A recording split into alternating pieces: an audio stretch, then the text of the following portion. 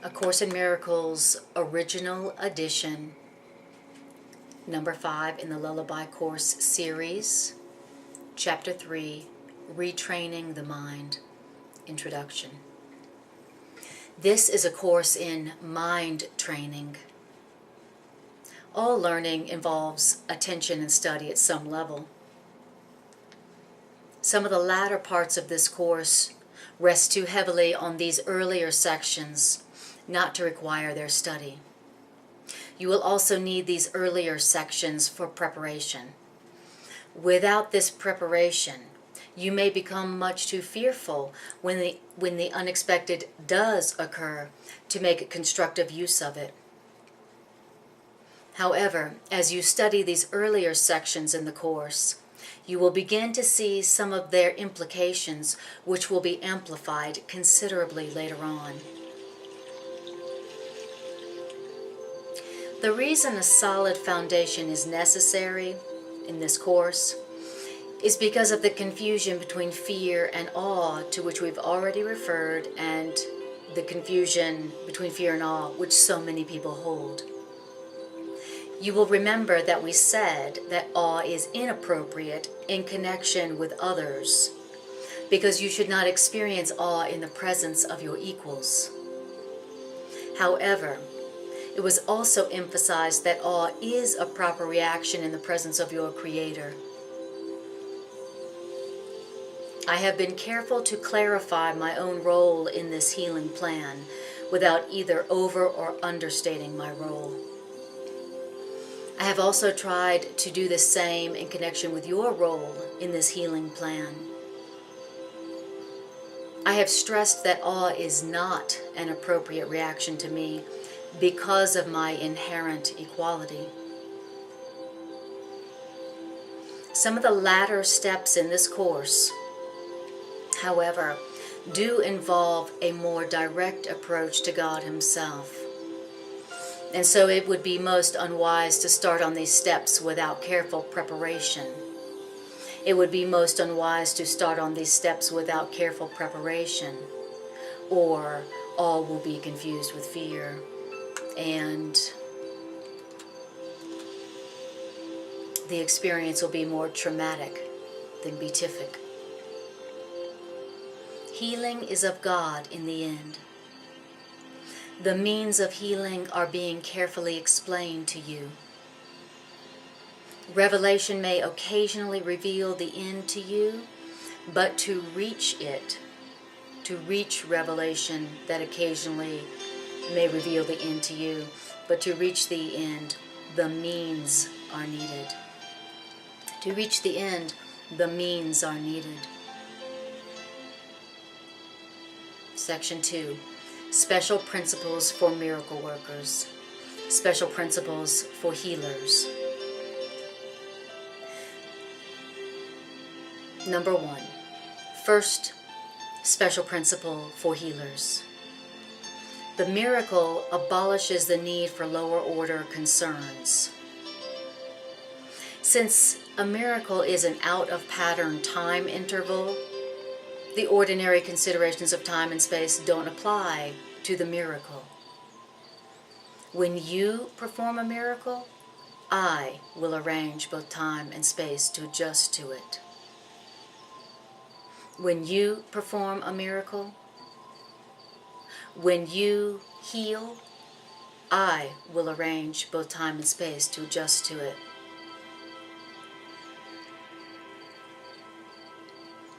The second special principle for miracle workers or healers is a clear distinction between what has been created and what is being created is essential. All forms of correction or healing rest on this fundamental correction in level perception. The fundamental correction in level perception is making a clear distinction between what has been created and what is being created.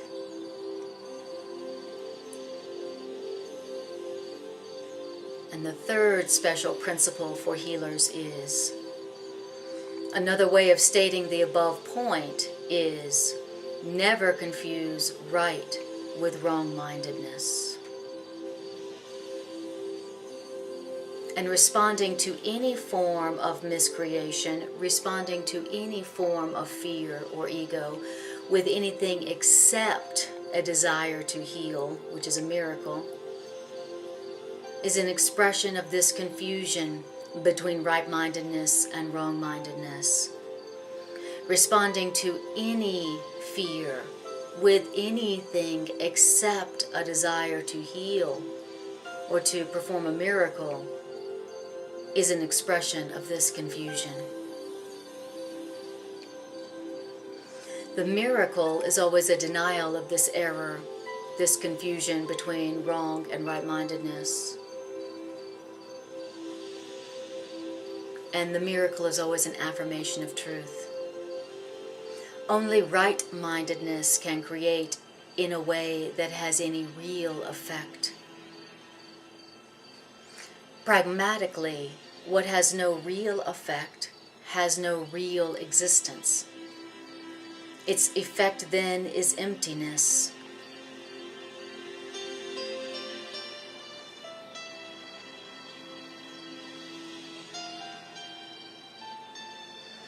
In effect, its effect then is emptiness, having no real effects. And so being without substantial content because it doesn't have any real effects, and so doesn't have any real existence. Being without substantial content, wrong-mindedness lends itself to projection in the improper sense. And the fifth special principle for healers is the level adjustment power of the miracle. The level adjustment power induces the right perception for healing. Until the miracle has adjusted the levels and induces right perception, the right perception for healing, until this has occurred, healing cannot be understood. Forgiveness is an empty gesture unless it entails correction. Without correction, forgiveness is essentially judgmental rather than healing. And the sixth special principle for healers is miraculous forgiveness is only correction. Miraculous forgiveness is only correction. Miraculous forgiveness or correction has no element of judgment at all. Miraculous forgiveness, which is healing, has no element of judgment at all. Correction has no element of judgment at all. The quote, "Father, forgive them, for they know not what they do," that quote in no way evaluates what they do. That quote, "Father, forgive them, for they know not what they do," is strictly limited to an appeal to God to heal their minds. There's no reference to the outcome of their misthought. There's no reference to the outcome of what they are doing. No reference to what they are doing. It is strictly limited to an appeal to God to heal their minds. The quote, "Father, forgive them, for they know not what they do."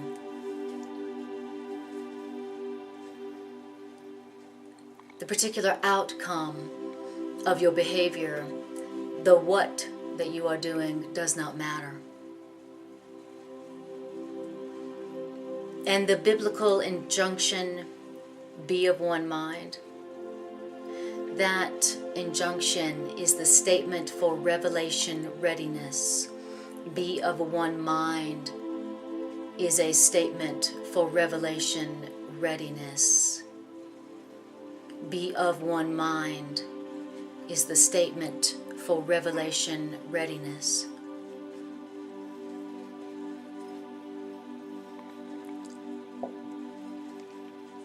My own injunction, quote, do this in remembrance of me, is the request for cooperation from miracle workers.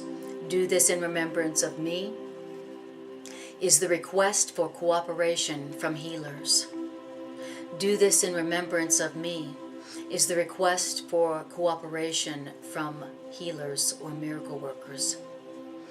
It should be noted that the two statements, Father, forgive them, for they know not what they do, be of one mind, and do this in remembrance of me. It should be noted that these two statements are not in the same order of reality. The last statement, do this in remembrance of me, involves a time awareness, since to remember implies recalling the past and the present. Time is under my direction, but timelessness belongs to God alone. In time, we exist for and with each other. In timelessness, we coexist with God. In time, we exist for and with each other. In timelessness, we coexist with God. Section 3, Atonement without sacrifice, or correction without sacrifice.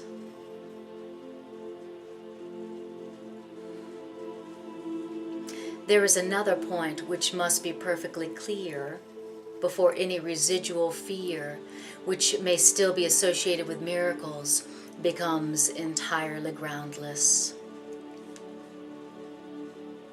What is that point that must be perfectly clear before any residual fear of healing or working miracles becomes entirely groundless? What is that point? The point is this: the crucifixion did not establish the healing plan. The crucifixion did not establish the atonement. The resurrection established the atonement, the healing plan for man. This is a point which many very sincere Christians have misunderstood. It wasn't the crucifixion that made for the correction of sin. It was the resurrection that established the truth and the healing plan. It was the resurrection that instituted the healing plan, not the crucifixion. This is a point which many very sincere Christians have misunderstood. And that's because no one who is free of the scarcity error could possibly make this mistake. No one who is free of the scarcity error could possibly make this mistake, that it was the crucifixion, the punishment, that established the atonement. If you weren't making the scarcity error, you couldn't possibly make this mistake to think that punishment makes for correction. If the crucifixion is seen from an upside down point of view, it does appear as if God permitted and even encouraged one of his sons to suffer because that son was good. And many ministers preach this every day. They preach the upside down version of the crucifixion.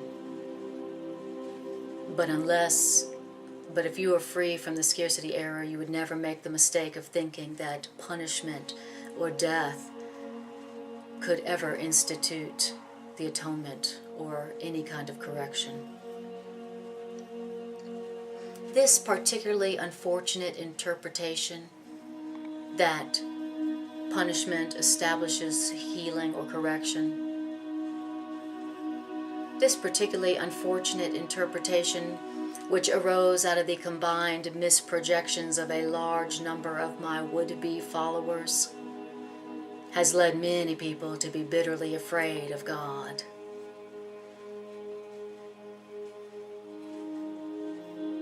This particularly unfortunate interpretation that for God's plan to be instituted or accepted, that somebody has to suffer, and that who is led by God must be crucified in order to resurrect. This particularly unfortunate interpretation, which arose out of the combined misprojections of a large number of my would-be followers, has led many people to be bitterly afraid of God.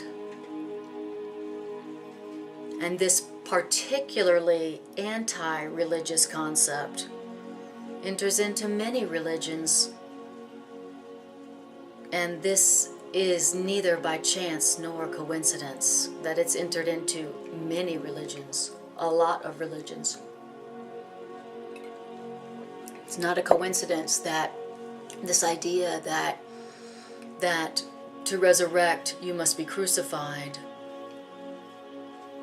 this particularly anti-religious concept has entered into a lot of religions, and that is not a coincidence.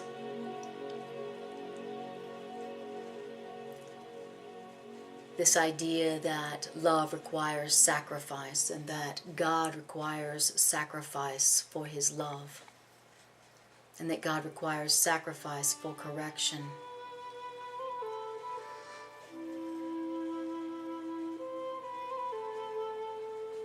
Yet the real Christian should have to pause and ask. The real Christian would have to pause. If you are a real Christian, you would have to pause and ask yourself, how could this be? Is it likely that God Himself would be capable of the kind of thinking which His own words have clearly stated is unworthy of man? God's words say it's unworthy to attack. God's words say it's unworthy of man to kill.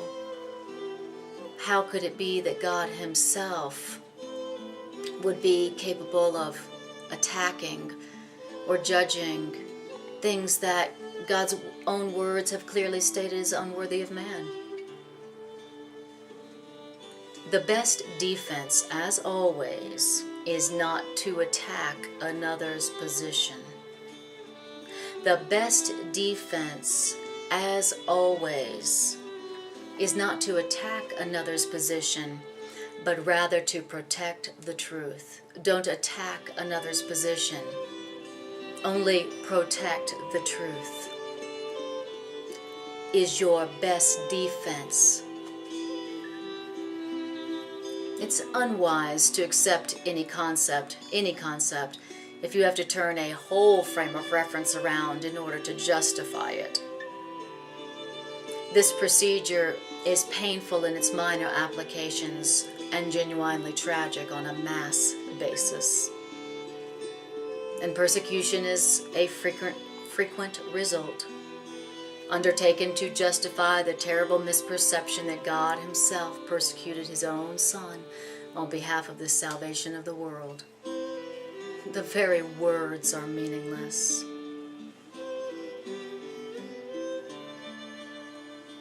We have undertaken to justify the terrible misperception that God Himself persecuted His own Son on behalf of salvation.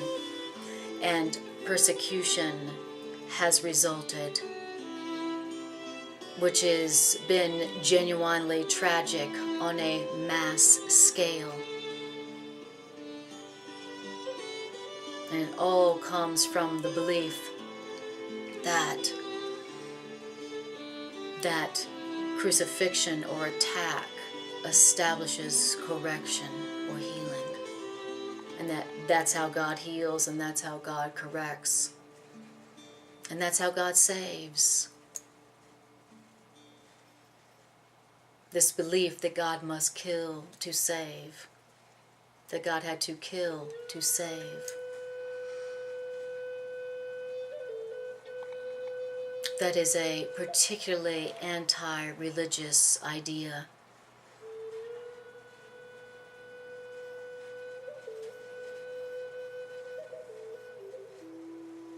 And it's painful in its minor applications.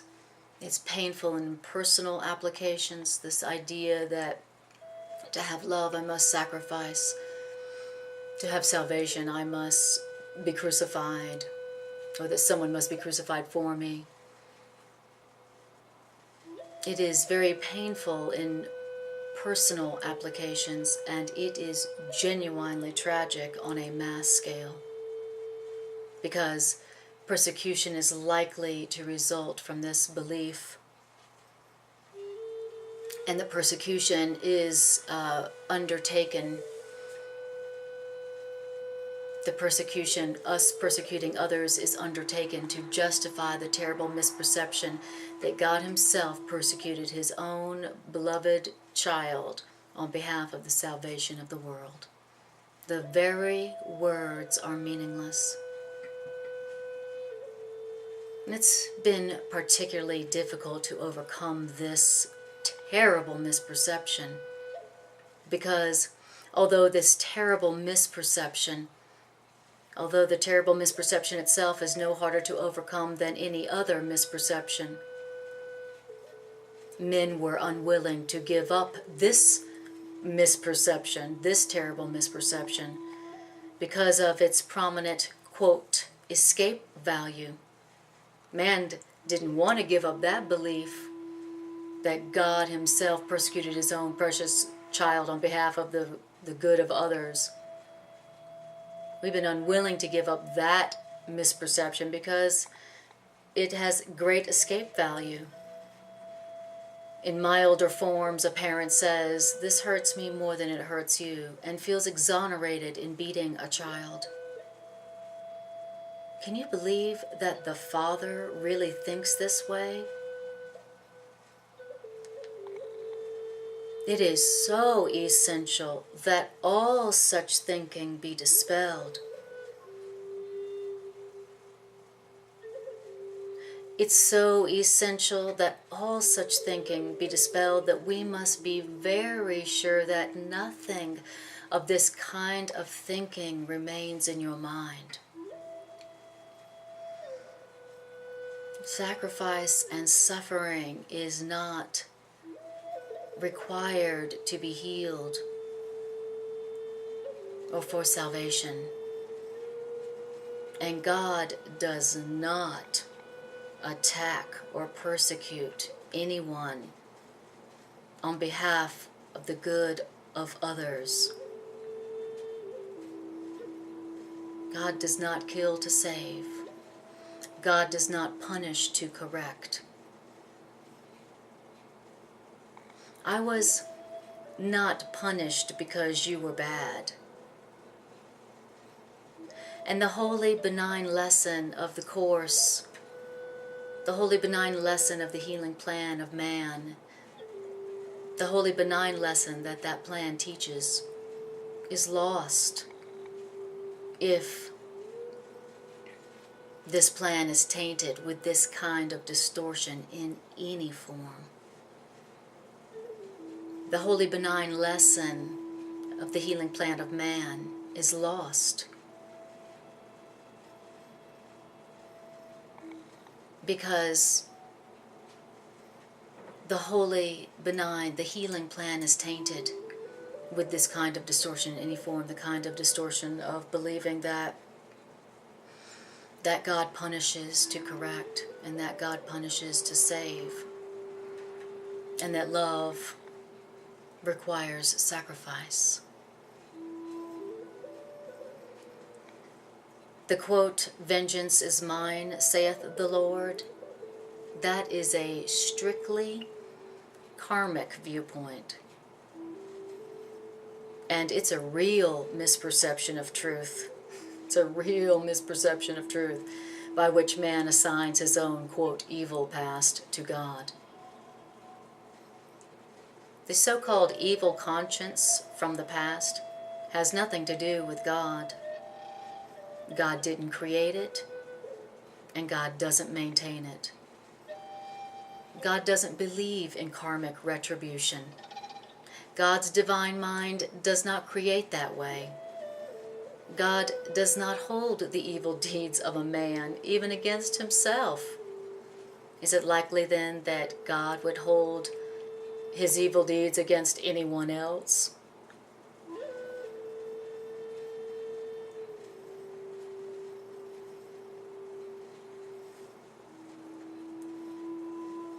Be very sure that you recognize how utterly impossible this assumption really is, that God would hold your evil deeds against someone else. Is it likely that God's divine mind is going to hold the evil deeds of others against them when God doesn't even hold your evil deeds against you?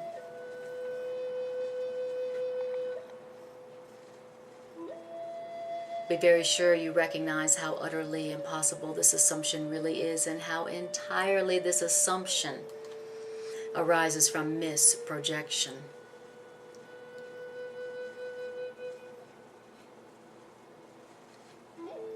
This kind of error, this belief that God holds your evil deeds against you, and not only that, but God holds your evil deeds against someone else, that kind of error is responsible for a host of related errors, including the belief that God rejected man and forced him out of the Garden of Eden.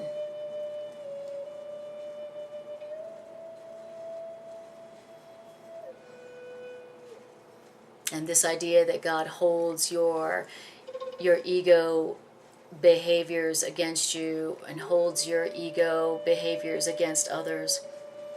Not only is that kind of error responsible for the belief that God rejected man and forced him out of the Garden of Eden, but this idea is also responsible for the fact that you may believe from time to time that I am misdirecting you.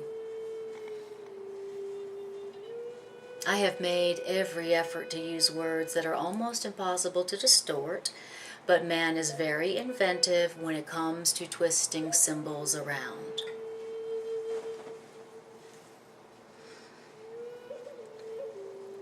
God himself is not symbolic. God himself is not symbolic. God is fact.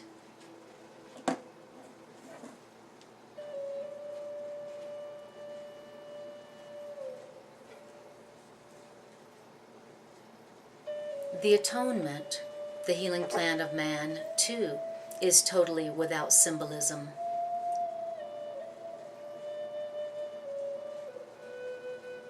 The healing plan of man, the healing plan of man, the atonement, the healing plan is perfectly clear because it exists in light.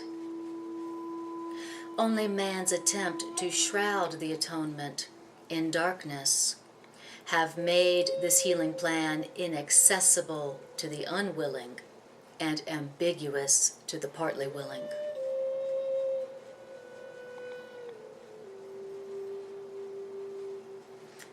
The plan for the healing of man, the atonement itself radiates nothing but truth. And so this healing plan therefore epitomizes harmlessness and sheds only blessing. And the atonement, the healing plan, could not shed only blessing and epitomize harmlessness if this healing plan arose from anything but perfect innocence. The atonement, the healing plan of man, epitomizes harmlessness and sheds only blessing, because this plan arises only from perfect innocence. It's not a healing plan of man that gets instituted when someone is crucified, someone who was good. This healing plan, the plan of salvation for mankind, doesn't begin with the sacrifice. It epitomizes harmlessness and sheds only blessing. Innocence is wisdom, because innocence is unaware of evil, evil which does not exist.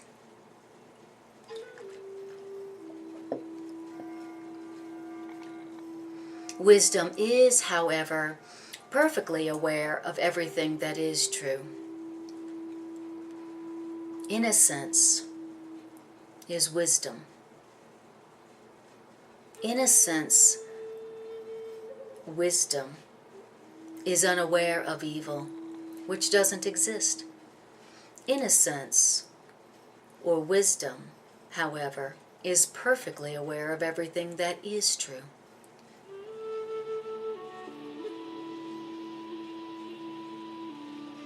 The resurrection demonstrated that nothing can destroy truth.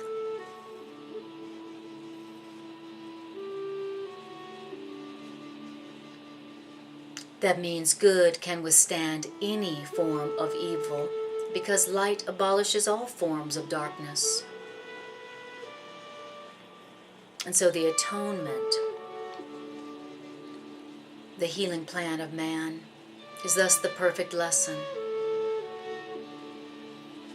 The atonement is the final demonstration that all of the other lessons which I taught are true. And man is released from all errors if he believes in this final demonstration. You are released from all errors if you believe this final demonstration that all the other lessons which I taught are true, and that was this. The resurrection is that final demonstration. And the resurrection is the final demonstration that nothing can destroy truth. Nothing. You would be released from all your errors if you believe in that one idea. That final demonstration.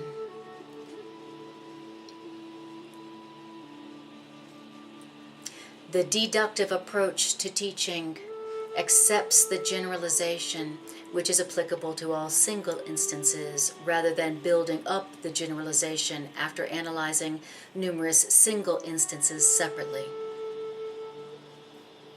In other words, if you can accept the one generalization now, then there will be no need to learn from many smaller lessons. If you can accept the one generalization that nothing can destroy truth, as demonstrated by the resurrection, and you can learn that now, then there will be no need to learn from many smaller lessons. Learn the one generalization now. Nothing can destroy truth, not even death, not even the death of the body. And there will be no need to learn from many smaller lessons that nothing can destroy the truth. And that your ego cannot destroy your innocence.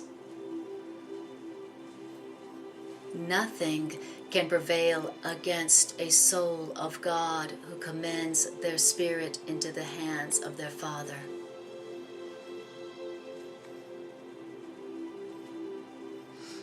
By commending your spirit into the hands of your Father, your mind awakens from its sleep, and your mind remembers its Creator. Nothing can prevail against a soul of God who commends their spirit into the hands of their Father. By commending your spirit into the hands of your Father, your mind awakens from its sleep and remembers its Creator. And then all sense of separation disappears, and level confusion vanishes. You are part of the Holy Trinity, but the Holy Trinity itself is one. There's no confusion within its levels, because the levels of the Holy Trinity are of one mind and one will. The single purpose of the Trinity creates perfect integration. And this perfect integration of the levels establishes the peace of God. You, Holy Spirit, and God, the Holy Trinity. You are part of the Holy Trinity, but the Holy Trinity itself is one. And this integration of those levels or parts establishes the peace of God. Yet this vision can be perceived only by the truly innocent. Because their hearts are pure, the innocent defend true perception instead of defending themselves against it. Because their hearts are pure, the innocent defend true perception instead of defending themselves against it.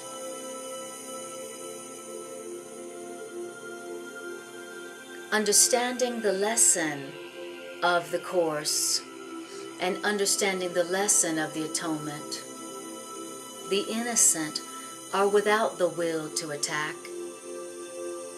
and therefore they see truly. This is what the Bible means when it says, when he shall appear or be perceived, we shall be like him, because we shall see him as he is. It means this: when you are without the will to attack, you see truly.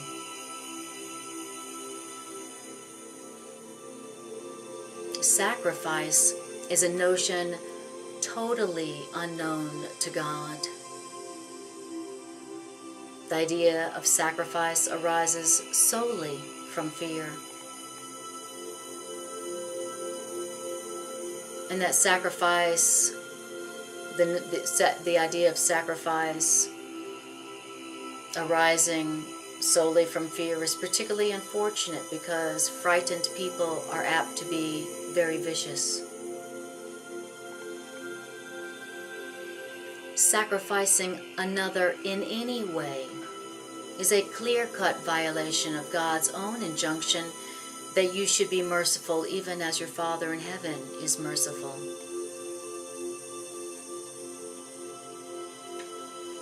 It's been hard for many Christians to realize that this commandment, be merciful,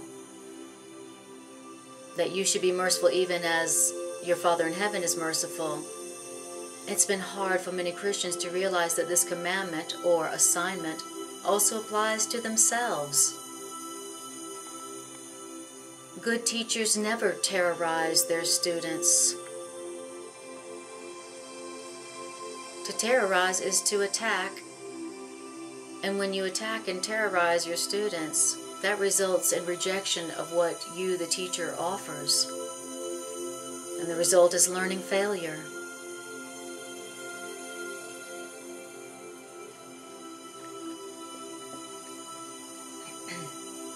Asking other people to sacrifice,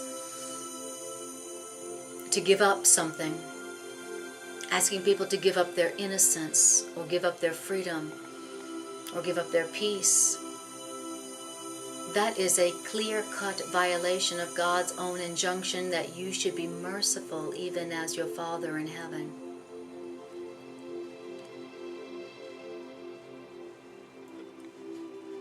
Good teachers never terrorize their students. Good teachers never ask their students to sacrifice.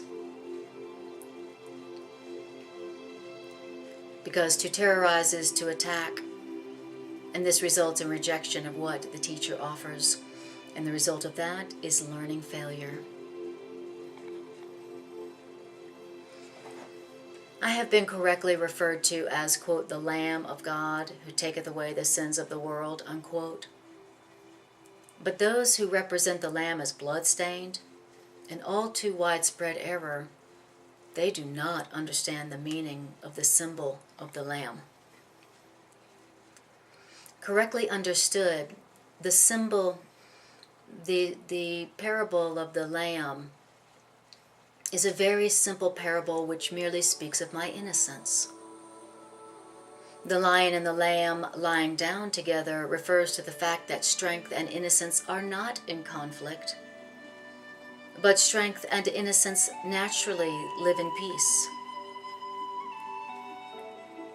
And the quote, blessed are the pure in heart, for they shall see God, is just another way of saying the same thing. In innocence you have strength. Because in innocence you see correctly, you see God.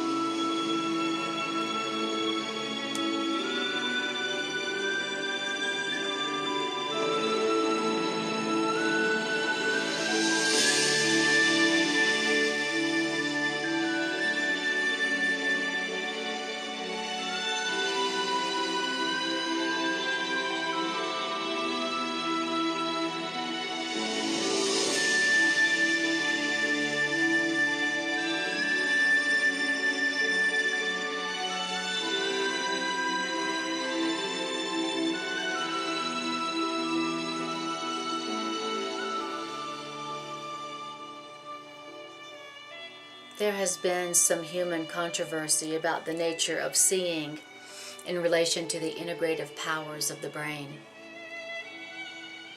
Correctly understood, the issue of seeing and the brain, the issue revolves around the question of whether the body or the mind can see or understand.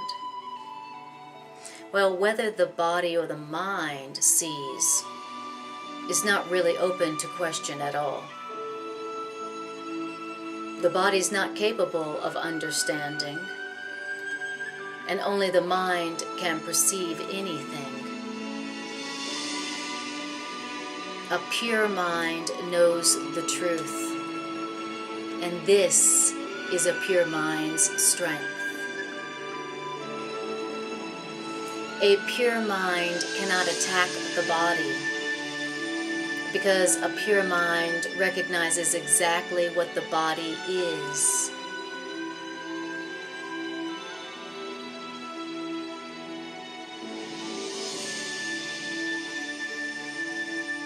Recognizing exactly what the body is and not attacking the body.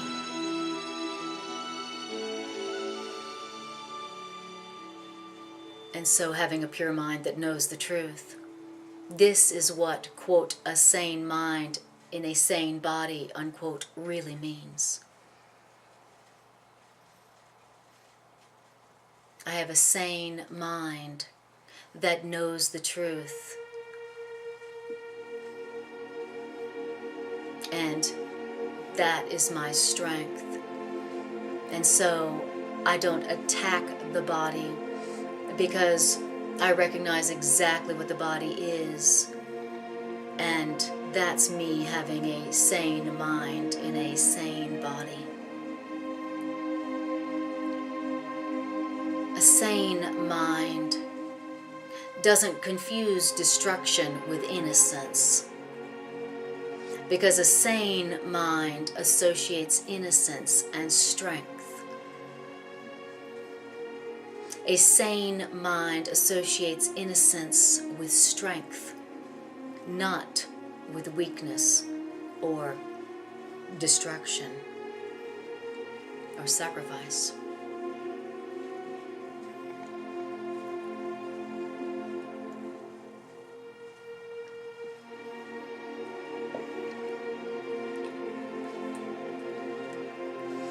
Innocence is incapable of sacrificing anything,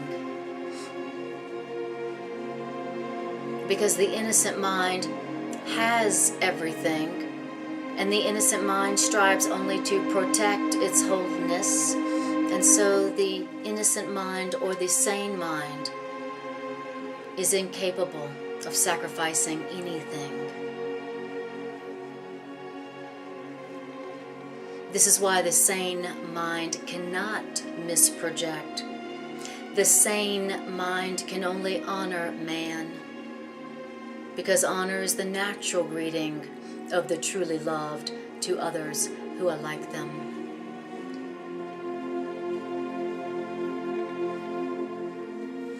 The Lamb taketh away the sins of the world only in the sense that the state of innocence or grace is one in which the meaning of the atonement is perfectly apparent. In innocence, the ego is taken away, undone. That's what it means to say, the Lamb taketh away the sins of the world. Innocence takes away the ego of the world.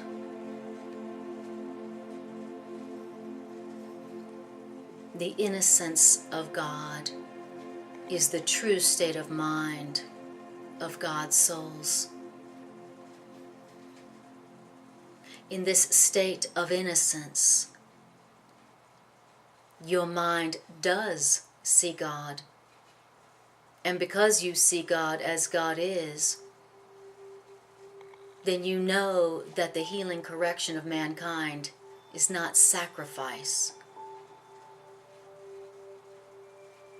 and that the healing plan or the atonement is the only appropriate gift to your own mind, where nothing except perfection truly belongs. The understanding of the innocent is truth.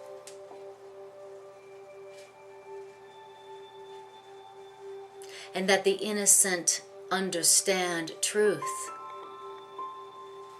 That's why the minds of the innocent are truly radiant. This is why the minds of the truly sane are truly radiant.